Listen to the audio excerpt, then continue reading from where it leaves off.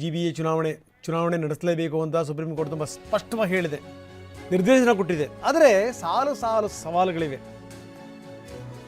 ಉಪಮುಖ್ಯಮಂತ್ರಿಗಳು ಕೂಡ ಹೇಳಿದ್ದಾರೆ, ಇಲ್ಲ ನಾವು ಚುನಾವಣೆ ನಡೆಸ್ತೀವಿ, ಮಾಡ್ತೀವಿ, ನಿಗದಿತ ಸಮಯದಲ್ಲಿ ಮುಗಿಸ್ತೀವಿ ಅಂತ. ಆದರೆ ಅಷ್ಟು ಸುಲಭನಾ? ಜೂನ್ 30 ಚುನಾವಣೆ ಆಗಬೇಕು ಅಂತಂದರು. ಇಂಥ ಸಂದರ್ಭದಲ್ಲಿ ರೆಡ್ಡಿ ಅವರು ಹೇಳಿದರು, ಇಲ್ಲ ನಾವು ಮೇ 30 ಮುಗಿಸ್ಬಿಡ್ತೀವಿ ಅನ್ನುವಂಥ ಮಾತನ್ನು ಹೇಳಿದರು. ಆದರೆ ಸಿದ್ಧತೆಗಳಾಗಿದೆಯಾ? ಆಗುತ್ತವಾ? ಇದು ಯಾಕಂದರೆ 5 ಪಾಲಿಕೆಗಳನ್ನೇನು ಮಾಡ್ತಲ್ಲ, ಅದಕ್ಕೇನು ಕಟ್ಟಡಗಳಿದಾವ? ಒಂದು ವ್ಯವಸ್ಥೆ ಇದೆಯಾ?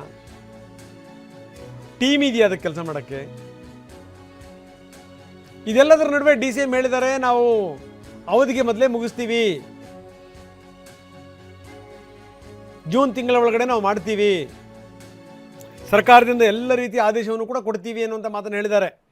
ಒಂದು ಕಡೆಗೆ ಹಿಂಗೆ ಹೇಳ್ತಾರೆ, ನೋಡ್ತಾ ಇರಿ, ಇನ್ಯಾರೋ ಕೋರ್ಟಿಗೆ ಹೋಗ್ತಾರೆ, ಇಲ್ಲಿ ನೋಡಿ ಇಲ್ಲಿ ವ್ಯವಸ್ಥೆಗಳಿಲ್ಲ, ಇಲ್ಲಿ ಅವ್ಯವಸ್ಥೆ ಅದು. ಯಾಕಂದರೆ ನಾವು ಮಾಡೋಕ್ಕಾಗಲ್ಲ ಅಂತ ಅಧಿಕಾರದಲ್ಲಿದ್ದಂಥವ್ರು ಹೇಳಲಿಕ್ಕೆ ಸಾಧ್ಯವೇ ಇಲ್ಲ. ಯಾಕಂದರೆ ಸುಪ್ರೀಂ ಕೋರ್ಟ್ ಹೇಳಿದ ಮೇಲೆ ಅದನ್ನು ಮಾಡಬೇಕು. ಆದರೆ ಇನ್ನು ಕೆಲವರು ತಗಾದೆ ಕೂಡ ತೆಗಿಬಹುದು. ಬನ್ನಿ, ಇದಕ್ಕೆ ಸಂಬಂಧಪಟ್ಟಂಗೆ ಉಪಮುಖ್ಯಮಂತ್ರಿಗಳು ಏನು ಹೇಳಿದ್ರು ನೋಡೋಣ. ತಾಲೂಕ್ ಪಂಚಾಯತಿ ಎಲೆಕ್ಷನ್ ಏನು ಸುಪ್ರೀಂ ಕೋರ್ಟ್ ಆದೇಶ ಕೊಟ್ಟಿದೆ ಆ ಪ್ರಕಾರ ಮಾಡ್ತೀವಿ. ಏನು ಟೈಮ್ ಅವರು ಜೂನ್ ಏನೋ ಹೇಳಿದ್ದಾರೆ, ಅಷ್ಟರೊಳಗಡೆ ಮಾಡಲಿಕ್ಕೆ ನಾವೆಲ್ಲ ಸಿದ್ಧತೆ ಇದ್ದೀವಿ.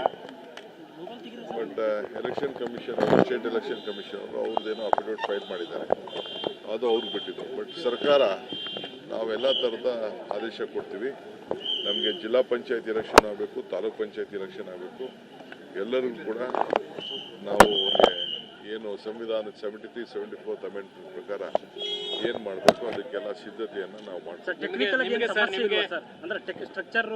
ಯಾವ ಸ್ಟ್ರಕ್ಚರ್ ಏನಿಲ್ಲ, ಕೆಲವೆಲ್ಲ ಅಬ್ಜೆಕ್ಷನ್ಸ್ ಆಗ್ತಾರೆ, ತಪ್ಪೇನಿದೆ, ಅವ್ರವ್ರ ವಿಚಾರದಲ್ಲಿ ಅಬ್ಜೆಕ್ಷನ್ ಆಗ್ತಾರೆ. ಅದಕ್ಕೊಂದು ಸಮಿತಿ ಇದೆ, ಆ ಸಮಿತಿಯವ್ರು ಏನು ತೀರ್ಮಾನ ಮಾಡಬೇಕು ಮಾಡ್ತಾರೆ. ನಮ್ಗೆ ಏನು ತರಲ್ಲ, state election commission election conduct ಮಾಡೋದು, ಅವ್ರಿಗೂ ಇನ್ಸ್ಟ್ರಕ್ಷನ್ ಕೊಟ್ಟಿದ್ದೀವಿ, ವಿ ಆರ್ ರೆಡಿ ಅಂತೇಳಿ. ಇನ್ನು BDAಯಿಂದ GBAಗೆ ಕೆಲ ಬಡಾವಣೆಗಳು ಹಸ್ತಾಂತರ ಆಗ್ತಾ ಇವೆ. BDAನಲ್ಲಿದ್ದಂಥ 8 ಲೇಔಟ್ಗಳು ಬನಶಂಕರಿ 6th ಸ್ಟೇಜಲ್ಲಿ ಇರುವಂಥ 1ರಿಂದ 11ನೇ ಬ್ಲಾಕ್ ತನಕ ಇರುವಂಥ ಬಡಾವಣೆ.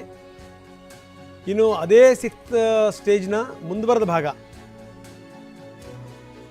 4ನೇ HB and T block, JP ನಗರದ 9ನೇ ಫೇಸ್, JP ನಗರದ 8ನೇ ಫೇಸ್, ಅಂಜನಾಪುರದ ಟೌನ್ಶಿಪ್ ಬಡಾವಣೆ,